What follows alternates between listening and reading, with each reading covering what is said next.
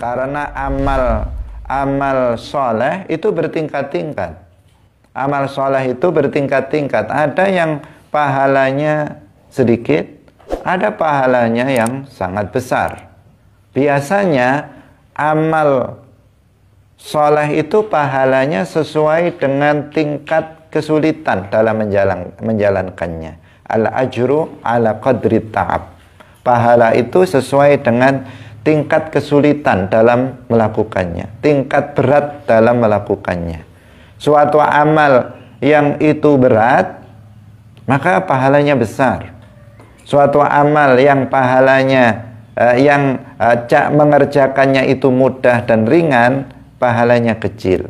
Itu pada umumnya. Tetapi ada juga amal kecil tetapi berpahala besar. Itu juga ada.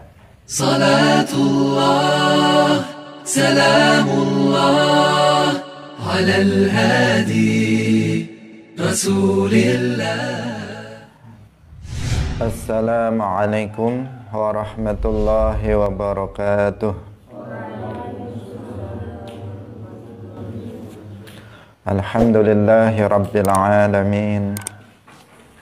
Lahu ni'matu wa lahul fadlu wa lahul thana'ul hasan. Wassalawatullahil barrir rahim wal malaikatil muqarrabin ala sayyidina wa maulana Muhammadin wa ala alihi wa ashabihi tayyibin tahirin.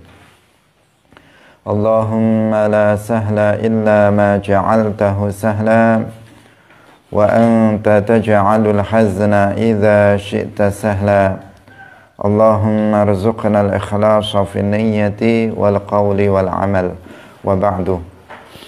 Wasif jami'ar rusli bil amanah wasidqi wat tablighi wal fatanah wa yastahilu didduha alaihim wa jaizun kal akli fi haqqihim irsaluhum tafaddulun wa rahmah lil alamin jalla mulin ni'mah wa yalzamul imanu bil hisabi wal hashri wal iqabi wa thawabi wan nashri was-sirati wal mizani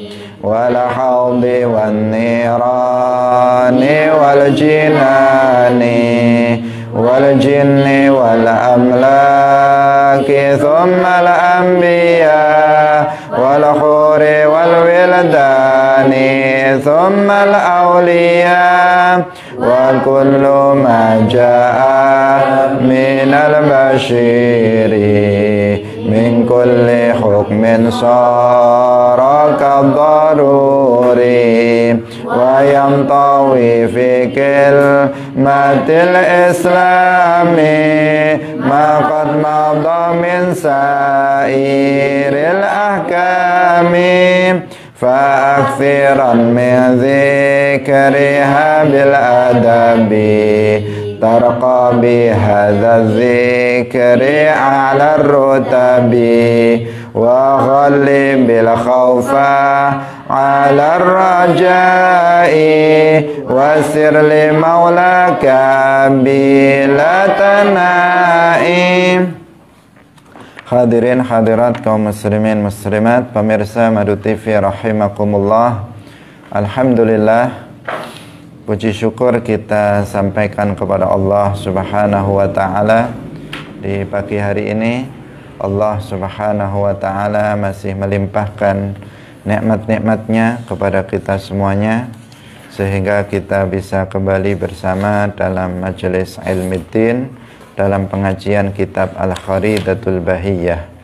Semoga Allah Subhanahu wa taala menetapkan taufiknya kepada kita semuanya sehingga kita bisa istiqamah dalam menghadiri majelis ilmu. Amin ya rabbal alamin. Salawat dan salam semoga tetap terlimpahkan kepada Nabi Agung Nabi Muhammad sallallahu alaihi wasallam, para sahabatnya, keluarganya, dan seluruh umat Islam yang mengikuti beliau ila yaumil qiyamah. Hadirin hadirat rahimakumullah, mari kita ikhlaskan niat kita lillahi ta'ala. Karena hanya dengan niat yang ikhlas, maka amal soleh yang kita lakukan akan diterima oleh Allah subhanahu wa ta'ala. Kita akan melanjutkan pembahasan pada pertemuan sebelumnya, yaitu tentang hari kiamat, hal-hal yang berkaitan dengan kiamat yang kita wajib untuk mengimaninya. Qala al-muallif rahimahullahu ta'ala wa yalzamul imanu bil hisabi wal hashri wal iqabi was thawabi wan nashri was sirati wal mizani wal haudi wan nirani wal jinani. Wan nashri lan nashr tegese ba'ats, kebangkitan. Was sirati lan sirat wal mizani lan timbangan amal, wal haudi lan telaga, wan nirani lan neraka, wal jinani lan swarga. Hadirin hadirat rahimakumullah, telah kita jelaskan dalam pertemuan sebelumnya, yaitu beberapa perkara yang wajib kita imani yang terkait dengan hari kiamat. Yang pertama yang sudah kita jelaskan adalah tentang hisab, kemudian tentang al-hasyr, dan juga tentang nashr yang hari ini kita telah yang baru dibaca, tetapi itu sudah kita jelaskan, yaitu al-ba'tsu, keluarnya ahli kubur dari dalam kuburnya. Itu disebut al-ba'tsu, atau di sini diistilahkan dengan an-nashr. Setelah itu proses al-hasyr, setelah itu al-hisab. Itu urutan yang sudah kita jelaskan dalam pertemuan sebelumnya. Kemudian di antara hal yang juga wajib kita imani adalah adanya siksa, al-iqab, adanya siksa, dan juga adanya as-sawab, adanya pahala. Bahwa siksa itu ada, pahala itu juga ada. Apa pengertian daripada al-iqab was-sawab? Al-iqab adalah balasan, balasan. As-sawab juga balasan. Perbedaannya bahwa al-iqab, siksa, itu adalah balasan yang tidak menyenangkan, sementara as-sawab itu adalah balasan yang menyenangkan. Dan keduanya, baik itu pahala as-sawab atau siksa al-iqab, itu nanti akan diberikan kepada manusia atas amal yang dilakukannya ketika di dunia, nanti pada hari kiamat. Nanti pada hari kiamat. Jadi al-iqab itu nanti pada hari kiamat. Kemudian as-sawab itu juga nanti akan didapatkan oleh manusia nanti pada hari kiamat.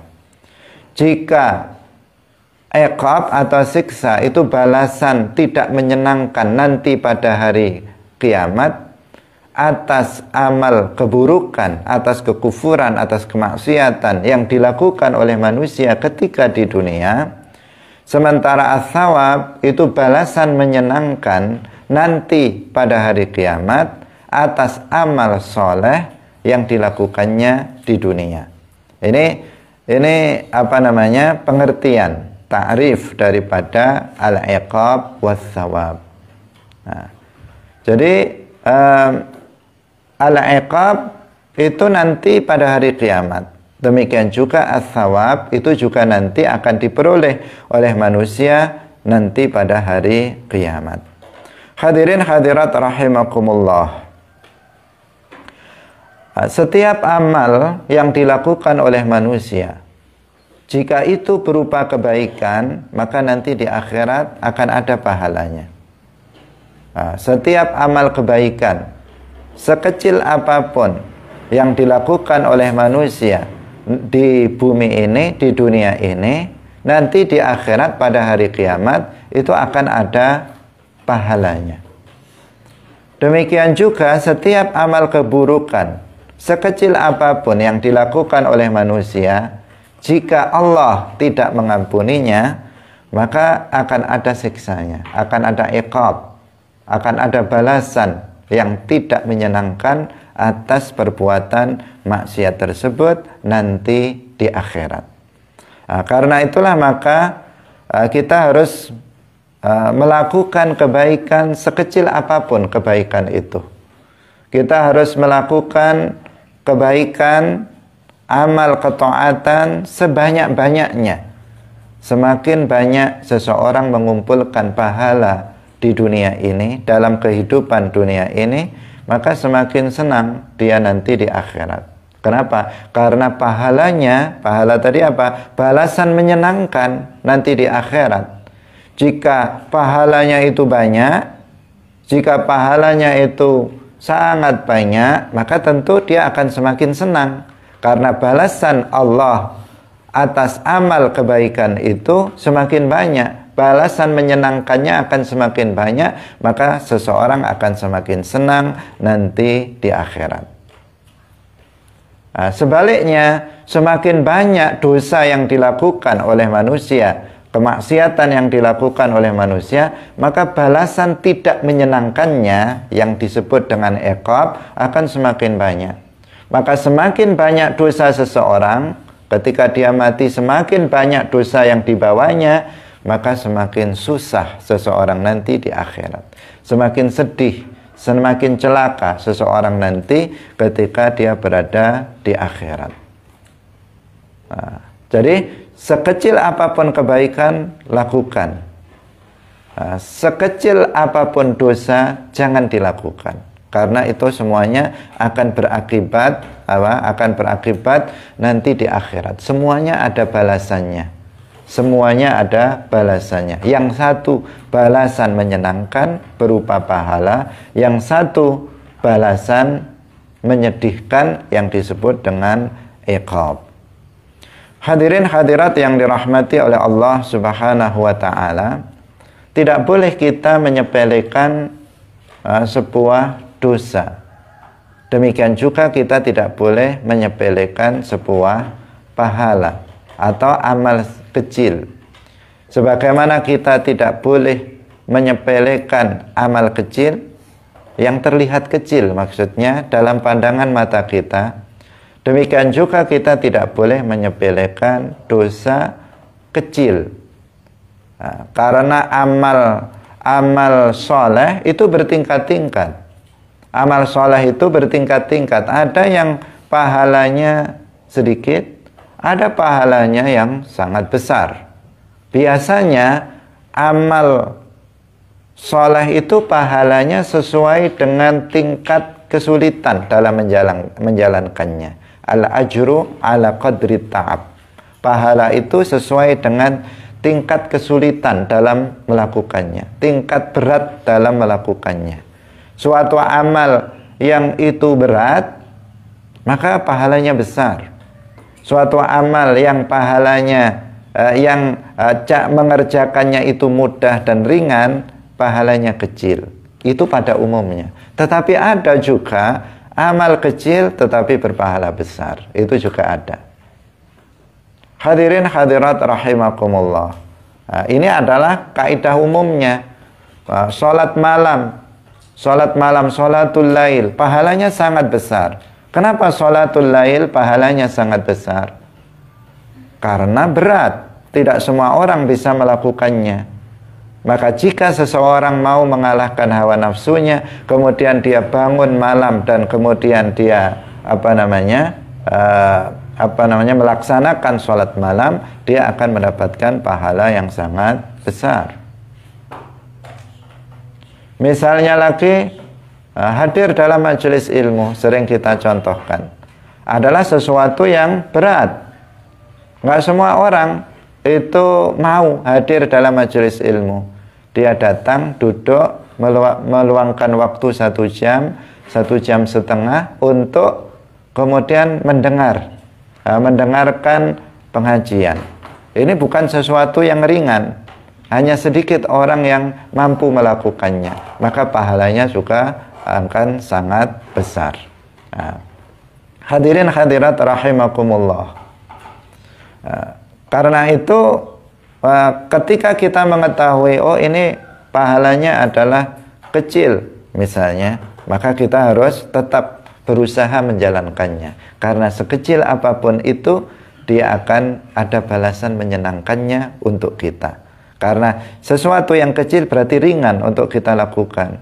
Misalnya kita mengucapkan salam, Assalamualaikum kepada sesama muslim, lillahi ta'ala. Sesuatu yang ringan, sekedar mengatakan Assalamualaikum. Tetapi berpahala, kita akan berpahala. Akan ada balasan menyenangkannya nanti di akhirat dengan ucapan itu. Misalnya yang kita sering contohkan, misalnya di jalan ada sesuatu yang bisa menyebabkan orang celaka, kemudian kita ambil, kita pinggirkan, lillahi ta'ala, kita melakukan sesuatu yang ringan, tetapi itu ada pahalanya. Seseorang yang melakukannya lillahi ta'ala, nanti di akhirat dia akan mendapatkan balasan menyenangkan atas hal itu. Ketika kita bertemu dengan sesama, kemudian kita tersenyum, membuat orang gembira, membuat orang senang, maka lillahi ta'ala melakukannya, maka dia akan mendapatkan pahala. Apa beratnya senyum? Sangat ringan, nggak ada berat sama sekali, cuman menggerakkan bibir sedikit, itu sudah berpahala, nggak ada beratnya sama sekali. Sesuatu yang kecil, tetapi jika kita melakukannya, maka kita akan mendapatkan pahalanya, balasan menyenangkan nanti di akhirat atas apa yang kita lakukan. Jadi sekecil apapun sesuatu kebaikan yang bernilai pahala, lakukanlah, karena itu akan menambah pundi-pundi pahala, sesuatu yang akan membuat kita senang, membuat kita gembira nanti dalam kehidupan di akhirat kelak. Demikian juga sebaliknya, dosa sekecil apapun jangan dilakukan. Jangan seseorang menganggap oh ini dosanya kecil, nggak apa-apa. Alasan tidak apa-apa ini adalah sesuatu yang keliru. Ketika seseorang mengatakan meremehkan sebuah dosa, itu sesuatu yang sangat keliru. Karena sekecil apapun dosa yang dilakukan, nanti akan ada balasan yang tidak menyenangkan yang akan dia raih, yang akan dia dapatkan di akhirat kelak. Ada banyak dosa kecil, karena para ulama itu membagi dosa menjadi 2. Ada dosa kecil namanya as-saghirah, jamaknya as-saghair. Ada dosa besar namanya al-kabirah, jamaknya al-kabair. Dosa-dosa besar itu ancamannya, dosa-dosa yang dalam hadis, dalam Al-Quran itu ada nas, ancaman laknat, ancaman azab yang berat nanti di akhirat, maka itu tergolong sebagai dosa besar. Seperti membunuh seorang muslim tanpa hak, meninggalkan sholat, seperti maksudnya sholat 5 waktu, meninggalkan sholat 5 waktu, meninggalkan puasa Ramadan, minum khamr, berzina, itu dosa-dosa besar. Ancamannya, dosanya sangat besar, ancamannya azab yang pedih nanti di akhirat. Ada dosa-dosa kecil yang memang dalam Al-Quran, hadis tidak ada isyarat azab yang berat bagi orang yang melakukannya. Tetapi sekecil apapun itu dosa, seseorang harus berusaha untuk menghindarinya. Harus berusaha untuk menghindarinya. Meskipun manusia selain para nabi sulit untuk menghindarinya secara total. Sulit untuk menghindarinya secara total, tetapi setiap orang harus berusaha untuk menghindarinya semaksimal mungkin. Kenapa? Karena sekecil apapun dosanya, itu ada iqab yang akan dia terima nanti di akhirat. Ada balasan menyedihkan yang akan dia terima atas perbuatan tersebut jika Allah tidak mengampuninya. Tetapi jika Allah mengampuninya, tentu sudah tidak ada iqab atas hal itu. Atau seseorang sudah bertaubat dari dosa-dosanya, maka dosa-dosanya akan diampuni oleh Allah Subhanahu wa taala. At-taibu minadz-dzanbi kaman la dzanbalah. Orang yang bertaubat dari dosanya seperti orang yang enggak punya dosa. Ketika dia mati sudah bertaubat, artinya dosa-dosa itu telah terhapus dan nanti tidak ada iqab atas dosa yang sudah ditaubati oleh seseorang. Ini semuanya menunjukkan apa? Menunjukkan luasnya rahmat Allah Subhanahu wa taala. Sehingga sebanyak apapun dosanya, selama seseorang tidak jatuh kepada kekufuran, maka itu bisa diampuni oleh Allah Subhanahu wa taala. Jika seseorang bertaubat kepadanya, Allah akan mengampuninya. Jika tidak bertaubat, bisa jadi Allah juga akan mengampuni dosa-dosa orang tersebut. Nah, ketika kita sudah mengumpulkan pahala yang begitu banyak, maka hati-hati. Jangan sampai pahala yang sudah kita kumpulkan itu terhapus. Karena ada pahala itu bisa terhapus. Di antaranya yang paling fatal, bahwa pahala itu bisa habis, lenyap, tidak tersisa, yaitu dengan kekufuran. Dengan kekufuran. Dalam Al-Quran disebutkan, wa may yakfur bil imani faqad habita amaluhu. Barang siapa yang kufur dengan keimanannya, maka pahala amalnya itu akan terhapus. Ada seseorang dari mulai balik, dia sudah sholat, dia sudah puasa, sedekah, baca Al-Quran lillahi ta'ala. Tetapi ketika dia umur 60 tahun mau mati, tiba-tiba dia kufur.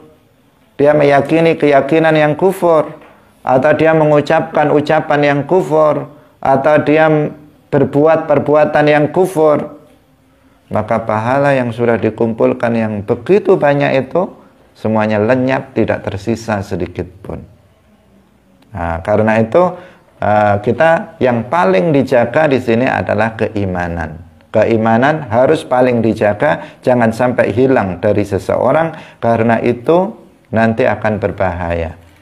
Pahala yang kita kumpulkan bertahun-tahun bisa lenyap dalam waktu 1 detik. Dalam waktu 1 detik dengan satu perkataan. Misalnya ada seseorang sudah beramal begitu banyak, pahala begitu banyak dia kumpulkan. Dengan satu kalimat dia mengatakan misalnya, Allah itu zalim. Habis seluruhnya, tidak tersisa.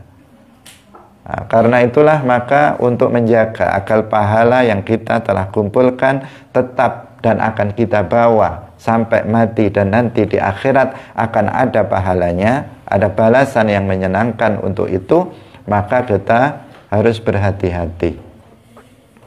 Harus kita pelajari apa hal-hal yang bisa membatalkan Islam. Harus dipelajari hal-hal yang bisa menyebabkan seseorang keluar dari Islam, yang bisa menyebabkan kufur. Harus dipelajari agar kita bisa menghindarinya. Karena seseorang yang tidak mengetahui sebuah keburukan, maka dia akan jatuh dalam keburukan itu. Man lam ya'rifi syarra yaqa'u fihi. Orang yang tidak mengetahui keburukan, maka dia akan jatuh dalam keburukan tersebut. Itu kaidahnya. Orang kalau nggak tahu ini perkataan kufur, maka dia akan mengucapkannya. Seseorang yang nggak tahu bahwa ini adalah keyakinan yang kufur, maka dia akan meyakininya. Seseorang yang nggak tahu bahwa ini perbuatan kufur, maka dia akan melakukannya. Man lam ya'rifi syarra yaqa'u fihi. Karena itulah maka kita juga harus belajar tentang hal-hal yang buruk agar kita bisa untuk menghindarinya. Hadirin hadirat rahimakumullah, sebagian orang meremehkan perbuatan dosa kecil. Dia mengatakan dosa kecil nanti bisa terhapus dengan kebaikan yang kita lakukan. Memang dalam hadis ada Rasulullah Shallallahu Alaihi Wasallam mengatakan, "Atsbi'is sayyi'atal hasanata tamhuha." Ikutilah perbuatan dosa dengan perbuatan baik, maka perbuatan baik itu akan menghapus dosa tersebut, keburukan itu. Nah, itu memang ada, tetapi seseorang tidak bisa dengan berlandaskan ini kemudian dia berani melakukan dosa. Memang juga ada hadis ketika seseorang itu misalnya melakukan kebaikan-kebaikan, maka kebaikan itu akan menghapus dosa seseorang, dosa kecil. Memang ada hadis, barang siapa misalnya man shoma ramadhana imanan wa ihtisaban ghufira lahu ma taqaddama min dzambi. Seseorang yang berpuasa Ramadan atas dasar iman dan ikhlas karena Allah, maka akan diampuni dosa-dosanya yang telah lalu. Maka dengan puasa Ramadan dosa-dosanya terhapus.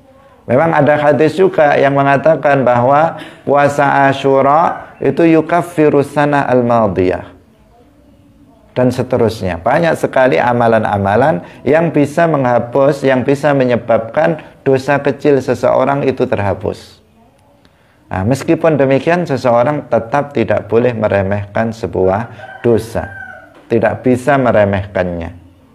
Itu perbedaan antara orang mukmin yang sempurna dengan orang yang munafik. Orang yang munafik dia cenderung akan meremehkan sebuah dosa, namanya munafik. Sementara orang mukmin yang kamil, orang mukmin yang sempurna, dia tidak akan meremehkan sebuah dosa sekecil apapun dosa itu. Dikatakan al-mu'min yara dzambahu kal jabal. Seorang mukmin itu melihat dosanya seperti gunung yang akan menimpai dirinya.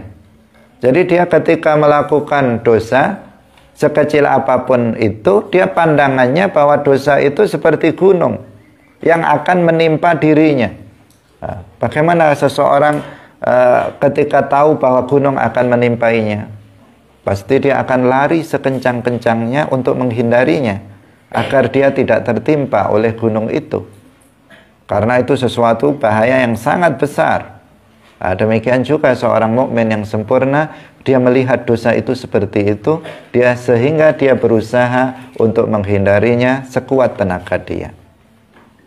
Sebaliknya al-munafik itu yara dzambahu seperti dzubab, seperti apa? Seperti lalat yang hinggap di hidungnya. Dia melihatnya hanya sekedar seperti lalat yang hinggap di hidungnya, tidak ada kekhawatiran sama sekali atas dosa itu. Dia terbangkan dengan tangannya, kemudian dia balik lagi. Dia beginikan, dia balik lagi. Begitu seorang munafik, dia akan terus-menerus melakukan dosa tanpa merasa takut kepada Allah Subhanahu wa ta'ala. Hadirin hadirat yang dirahmati oleh Allah Subhanahu wa ta'ala. Karena itu dalam berbuat dosa, seseorang itu hendaknya bukan melihat kepada apakah dosa itu kecil atau besar. Ketika kita berbuat dosa, yang dilihat jangan, oh ini dosa kecil yang saya lakukan ini, oh ini dosa besar yang saya lakukan ini, maka ini bahaya dan seterusnya. Tidak. Tetapi ketika kita berbuat dosa, maka kita harus melihat kepada siapa kita berbuat dosa. Kepada siapa? Pertanyaannya adalah kepada siapa saya berbuat dosa. Dan kita tahu bahwa kita berbuat dosa kepada Allah yang sudah memberi hidup kepada kita. Kita berbuat dosa kepada Allah yang memberi makan kita, yang memberikan minum kita, yang memberikan kesehatan kepada kita. Kita berbuat maksiat kepada Allah yang memberikan oksigen untuk kita bisa bernafas. Kita bermaksiat kepada Allah yang menciptakan matahari dengan sinarnya yang memberikan manfaat bagi kita. Kita berbuat maksiat kepada Allah yang memiliki bumi yang kita tempati ini. Dia yang memiliki langit yang menjadi naungan bagi kita. Dia yang kita berbuat maksiat kepadanya. Apakah tidak malu seseorang menempati bumi Allah sementara dia berbuat maksiat kepada Allah? Orang yang berpikir maka dia akan malu kepada Allah ketika dia bermaksiat kepadanya. Itu yang harus difikirkan ketika seseorang berbuat dosa. Sehingga dia urung melakukannya, tidak jadi melakukannya, dan jika dia telah melakukannya, maka dia akan segera bertaubat kepadanya. Hadirin hadirat rahimakumullah. Ini tambahan faidah ketika kita berbicara tentang masalah al-iqab was thawab. Karena kita percaya adanya al-iqab, kita percaya adanya as-thawab. Kita yakin tentang adanya kedua itu, maka pahala dan siksa ini betul-betul ada, dan kita harus berusaha menghindari dosa agar tidak mendapatkan iqab, dan kita berusaha melakukan kebaikan-kebaikan agar kita mendapatkan thawab, pahala. Tidak mengapa seseorang dalam beramal soleh mengharapkan pahala Allah. Tidak mengapa seseorang dalam menghindari kemaksiatan karena takut kepada azab Allah. Bukan sesuatu yang salah. Bukan sesuatu yang salah apabila seseorang sholat agar mendapatkan pahala. Seseorang berpuasa agar mendapatkan pahala. Seseorang hadir dalam majelis ilmu agar mendapatkan pahala dari Allah. Seseorang menghindari perbuatan maksiat, tidak minum khamar, tidak berjudi, tidak berzina agar terhindar dari azab Allah. Itu tidak sesuatu yang benar. Sesuatu yang benar, bukan sesuatu yang salah. Bukan sesuatu, sekali lagi, bukan sesuatu yang salah. Karena ada sebagian orang itu yang ngentai, dia mengatakan berbuat baik kok untuk cari pahala, meninggalkan maksiat kok karena takut siksa. Ini seakan-akan dia seperti orang yang tingkatannya sudah tinggi, sehingga dia dalam berbuat baik tidak mengharapkan apa-apa, tidak mengharapkan pahala atau tidak takut terhadap siksa. Seakan-akan seperti itu, padahal dia itu hanya ngomong saja, tidak seperti yang sebenarnya. Hadirin hadirat rahimakumullah. Dalam Al-Quran betapa banyak iming-iming surga, iming-iming pahala bagi orang yang beriman dan melakukan ketaatan. Dalam Al-Quran, dalam hadis, betapa banyak ancaman siksa, ancaman neraka, siksa yang berat bagi orang yang melakukan kekufuran dan kemaksiatan. Itu semuanya apa? Kita diiming-iming, tahu nggak diiming-iming itu? Kita dipameri atau dipameri apa namanya? Dijanjikan dengan berbagai macam neraka dan azab yang pedih dalam Al-Quran, dalam hadis itu apa? Agar kita takut terhadap azab Allah sehingga kita menghindarinya. Masa ketika kita sudah diiming-iming dengan pahala, kemudian kita suka, kemudian kita ingin mendapatkan itu, kemudian salah? Ketika kita diancam oleh Allah di dalam Al-Quran, dalam hadis, kalau kita melakukan kekufuran atau kemaksiatan akan mendapatkan azabnya, kemudian kita takut melakukan maksiat karena ada ancaman itu, masa kita salah? Tentu tidak. Kalau salah tentu nggak akan ada ancaman ataupun iming-iming pahala dari Allah dan para nabi. Betapa banyak barang siapa yang melakukan ini akan begini, barang siapa yang melakukan itu akan begitu, dan seterusnya. Itu ada banyak di dalam Al-Quran dan banyak di dalam hadis. Ketika Allah di dalam Al-Quran berfirman, innallaha la'anal kafirina wa a'adda lahum sa'ira khalidina fiha abada. Untuk apa ini? Memberikan ancaman, laknat bagi orang yang kafir. neraka yang abadi, azab yang abadi bagi mereka yang kafir. Agar kita takut tidak melakukan kekufuran di dunia ini. Maka bukan sesuatu hal yang salah apabila seseorang dalam berbuat kebaikan mengharapkan pahalanya. Bukan sesuatu yang salah jika seseorang dalam meninggalkan perkara yang haram dia takut atas siksanya. Nah, seperti yang dilakukan oleh Sayyiduna Ali bin Abi Thalib radhiyallahu anhu, a'lamus sahabah, sahabat yang paling luas ilmunya. Beliau mengatakan, inni idza ata'tullaha rajautu thawabahu. Sesungguhnya aku, jika aku berbuat ketaatan kepada Allah, maka aku mengharapkan pahalanya. Wa idza asaituhu khasyitu iqabahu. Jika aku bermaksiat kepada Allah, maka aku takut terhadap azabnya, terhadap siksanya. Sayyiduna Ali bin Abi Thalib, apakah kita akan mengatakan derajatnya ikhlasnya masih rendah? Wal'iyadzubillah. Beliau adalah afdolul awliya setelah Abu Bakar, Umar, dan Utsman. Beliau adalah orang yang pertama kali masuk Islam dari kalangan anak-anak. Semua orang belum masuk Islam, beliau sudah masuk Islam. Beliau yang pertama kali membenarkan risalah Rasulullah dari kalangan remaja, dari kalangan anak-anak. Lalu bagaimana seseorang bisa mengatakan bahwa Sayyiduna Ali tidak ikhlas dalam beramal? Nah, ini sesuatu kelancangan yang dilakukan oleh sebagian orang atas hal ini. Nah, hadirin hadirat yang dirahmati oleh Allah Subhanahu wa taala, ini penting untuk kita perhatikan.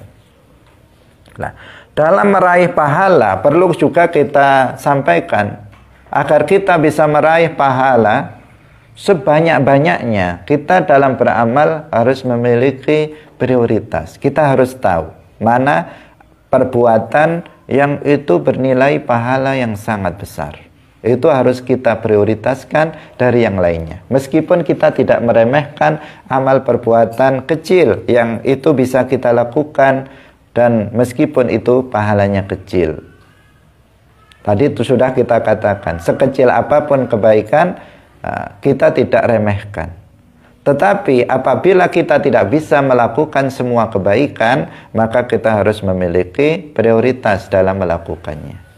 Bagaimana prioritasnya? Prioritaskan, utamakan sesuatu yang wajib dari sesuatu yang sunnah.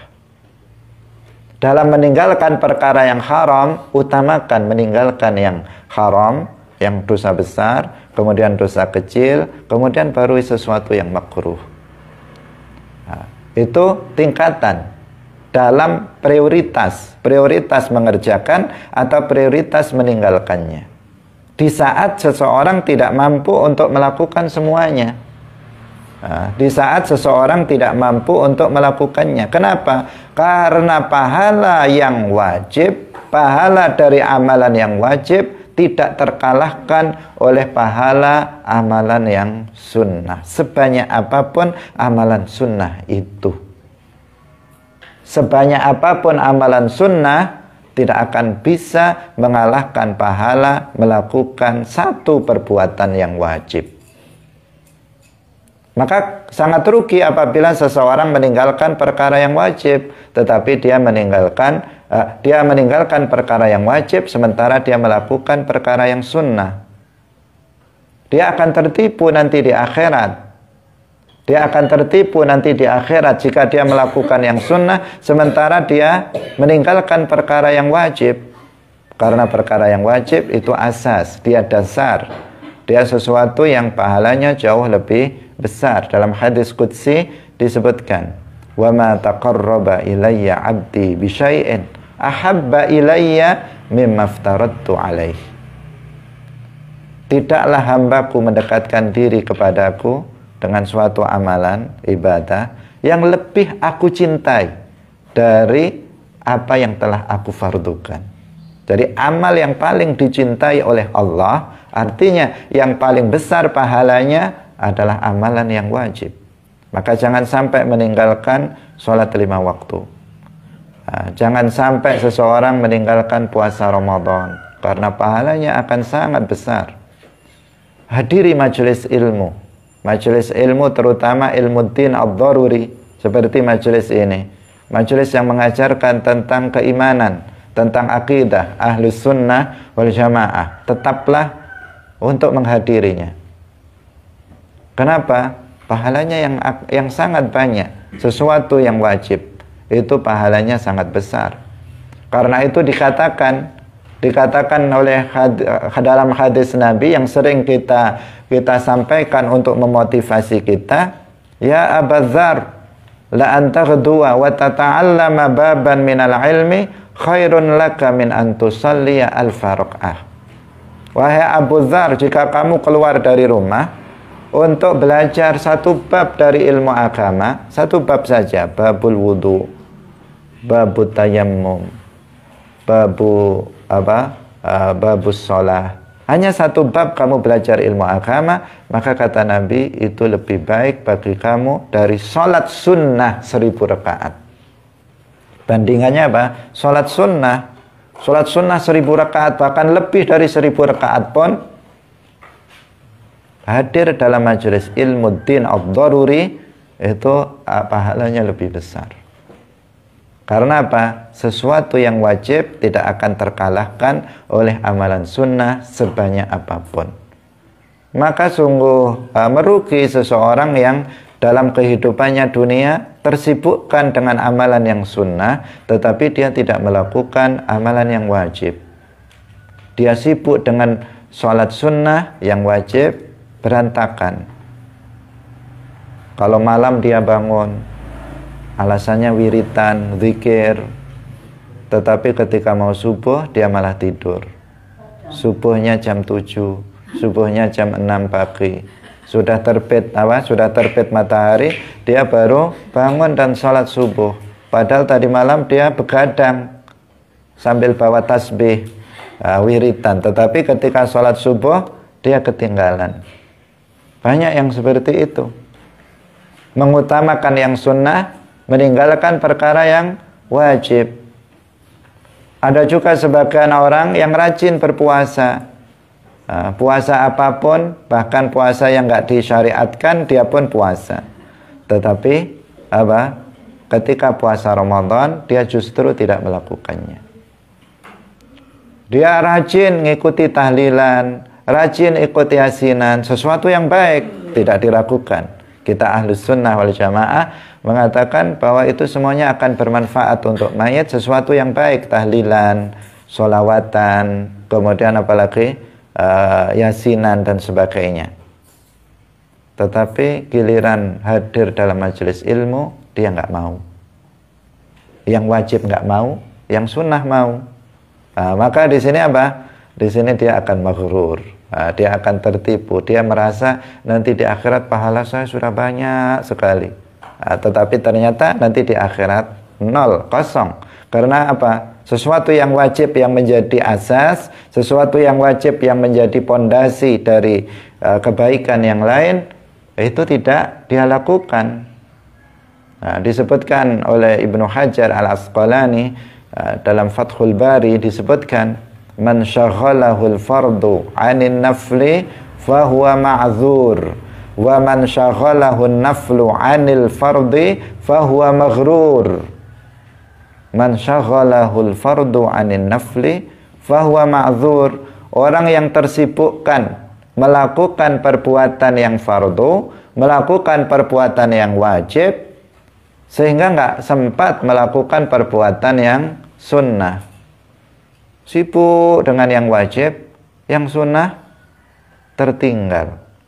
Maka apa katanya? Ma'dzur, dia dimaafkan. Dia dimaafkan. Sedekah hampir nggak pernah. Tapi zakat selalu dikerjakan. Setiap kali dia berkewajiban untuk zakat, maka dia keluarkan zakatnya. Tidak seperti sebagian orang, kalau dia panen langsung dia syukuran, ngundang tetangga, makan-makan, tapi dia tidak mengeluarkan zakat. Gimana itu? Zakatnya nggak dikeluarkan, yang sunnah, sedekahnya dikerjakan. Itu namanya terbalik. Meskipun sedekah itu sesuatu yang baik, tidak diragukan. Kita tidak mencela sedekah, tidak mencela syukuran, tidak. Tetapi zakat harus sesuatu yang wajib, harus didahulukan dari sesuatu yang sunnah. Fahuwa ma'zur, kalau dia sibuk melakukan yang wajib, yang sunnah agak tertinggal, fahuwa ma'zur, maka dia dimaafkan. Nanti di akhirat dia akan selamat. Sebaliknya, man syaghalahul naflu 'anil fardhi, orang yang tersibukkan melakukan perkara yang sunnah sehingga yang wajib keteteran, yang wajib tidak dilakukannya, ada yang tinggal-tinggal, ada yang bolong-bolong, fahuwa maghrur, maka dia orang yang tertipu. Dia tertipu. Kenapa tertipu? Oleh dirinya sendiri. Karena seseorang yang biasanya banyak melakukan amalan-amalan sunnah, biasanya dia merasa bahwa dia sudah banyak mengumpulkan pahala. Orang yang setiap malam dia sholat malam, dia banyak wiritan, bisa 1000 kali, 10.000 kali, baca Al-Qur'annya banyak, dia merasa bahwa wah, saya ini sudah aman. Dia seakan-akan sudah aman nanti di akhirat. Tetapi dia nggak pernah belajar ilmu agama. Dia nggak pernah belajar ilmu agama, bagaimana sholatnya bisa benar, puasanya bisa benar, dan seterusnya. Nah, nanti di akhirat dia maghrur. Dia menganggap bahwa dirinya akan selamat, tetapi di akhirat dia akan melihat bahwa dia akan celaka, meskipun dia telah banyak melakukan amalan-amalan yang sunnah. Nah, karena itu harus waspada, kita harus hati-hati. Pahala yang paling banyak adalah pahala melakukan amalan yang wajib. Dosa yang paling berat adalah dosa dari al-kabirah, al-kabair, dosa besar. Harus dihindari. Dosa besar itu ancamannya berat. Ancamannya berat. Maka harus lebih dihindari dari dosa kecil yang juga harus dihindari, tetapi tingkatannya di bawah dosa besar dari sisi akibatnya. Tetapi bukan berarti meremehkan dosa yang kecil. Sesuatu yang makruh di bawah dosa kecil, jika bisa seseorang juga meninggalkannya. Tetapi jika seseorang kemudian terpaksa melakukannya, maka dia tidak ada dosa bagi dia. Tetapi hendaknya seseorang melakukan sesuatu atau sesuatu, berusaha melakukan sesuatu yang sunnah, dan seseorang hendaknya juga berusaha melakukan sesuatu yang meninggalkan sesuatu yang makruh agar terjaga. Itu ibaratnya adalah sebagai pakar. Melakukan sesuatu yang sunnah itu sebagai pakar. Artinya kita mengetahui bahwa manusia itu memiliki himmah yang naik turun. Kita ini dalam berbuat ketaatan itu kadang naik semangat. Kalau lagi semangat, Quran dibaca, semua kitab-kitab dibuka, pokoknya tasbihnya dipegang. Semuanya kalau lagi semangat, wah kayak semua kebaikan dikerjakannya. Tetapi kalau lagi habis semangatnya, semuanya serba malas. Semuanya serba malas untuk melakukannya. Itu manusia, semua kita begitu. Semua kita begitu. Tetapi ada orang yang malasnya lebih lama dari semangatnya. Ada yang semangatnya lebih lama dari lemahnya semangat. Itu masing-masing. Tetapi selalu ada pasang surut. Selalu ada pasang surut. Lah apa gunanya kita berusaha melakukan perkara yang sunnah? Agar ketika surut semangat kita, maka yang kita tinggalkan adalah yang sunnah. Yang wajib tidak sampai ditinggalkan. Kenapa? Ketika kita lemah semangat dalam berbuat taat, maka yang sunnah-sunnah nggak dikerjakan. Masih aman, masih aman. Tetapi kalau seseorang itu hanya mencukupkan melakukan perbuatan yang wajib, dikhawatirkan ketika lemah semangatnya, maka ada sesuatu yang wajib rela untuk dia tinggalkan ketika semangat. Nah, demikian juga dalam hal meninggalkan yang haram. Ketika kita tidak juga meninggalkan perkara yang makruh, maka dikhawatirkan seseorang akan melakukan perkara yang haram ketika dia ketika dia lemah semangatnya. Tetapi kalau seseorang meninggalkan perkara yang makruh, maka ketika dia lemah semangatnya, dia hanya akan melakukan perkara yang makruh, tidak melakukan perkara yang haram. Hadirin hadirat yang dirahmati oleh Allah Subhanahu wa taala. Intinya ya, dalam berbuat kebaikan maka kita harus semaksimal mungkin, tetapi kita harus tetap memperhatikan azas prioritas. Tetap harus kita perhatikan. Semua kebaikan berusaha untuk kita lakukan, tetapi prioritas harus tetap ada. Semua keburukan berusaha untuk kita tinggalkan, tetapi prioritas dalam meninggalkan sesuatu yang terlarang harus ada. Semuanya membutuhkan kepada ilmu agar kita bisa berbuat ketaatan kepadanya dengan sebaik-baiknya. Hadirin hadirat yang dirahmati oleh Allah Subhanahu wa taala. Jadi ini wal iqabi was thawabi. Siksa dan pahala wajib kita imani, wajib kita percayai. Kalau seseorang tidak percaya terhadap iqab, tidak percaya terhadap adanya thawab, maka dia akan dipastikan akan lemah dalam berbuat kebaikan. Berbuat kebaikan akan sulit seseorang untuk hadir dalam majelis ilmu. Dia nggak percaya adanya pahala. Dikatakan pahala orang yang hadir dalam majelis ilmu itu lebih baik dari sholat sunnah 1000 rakaat. Orang yang hadir dalam majelis ilmu, dia fi sabilillah hatta yarji'. Sudah diberitahu begitu, tetap aja nggak datang. Sudah diberitahu berapa kali kalian? Orang yang pergi untuk thalabul ilmi, dia itu fi sabilillah. Pahalanya sangat besar sekali fi sabilillah, seperti jihad, seperti perang fi sabilillah. Pahalanya lebih baik dari sholat 1000 rakaat. Begitu nanti ada majelis ilmu nggak datang lagi. Ini percaya nggak apa yang disampaikan oleh Nabi? Percaya apa tidak dengan dawuhnya Rasulullah? Ini kadang aneh, manusia ini aneh. Padahal Syekh Abdullah mengatakan kalau seseorang tahu tentang fadilah hadir dalam majelis ilmu, maka orang akan berduyun-duyun datang. Akan berduyun-duyun datang. Tentu ini bagi yang percaya. Bagi yang percaya. Kalau sudah nggak percaya, ini urusannya sudah lain. Urusannya sudah lain. Seseorang, sebagian orang hanya percaya terhadap sesuatu yang sifatnya fisik, sesuatu yang sifatnya duniawi, sesuatu yang sifatnya duniawi. Barang siapa yang nanti setiap pagi dia minum air hangat, badannya akan sehat, maka dia semangat. Barang siapa yang aktif dalam olahraga, senam, maka dia semangat kalau senam. Padahal itu sesuatu yang duniawi. Tetapi barang siapa yang sholat, maka dia akan begini pahalanya, nggak bergerak dia. Karena apa? Keimanannya tipis, keimanannya lemah terhadap hal-hal yang seperti ini. Hadirin hadirat rahimakumullah, sampai di sini pengajian kita pada pagi hari ini. Semoga bermanfaat, bagi kita semuanya.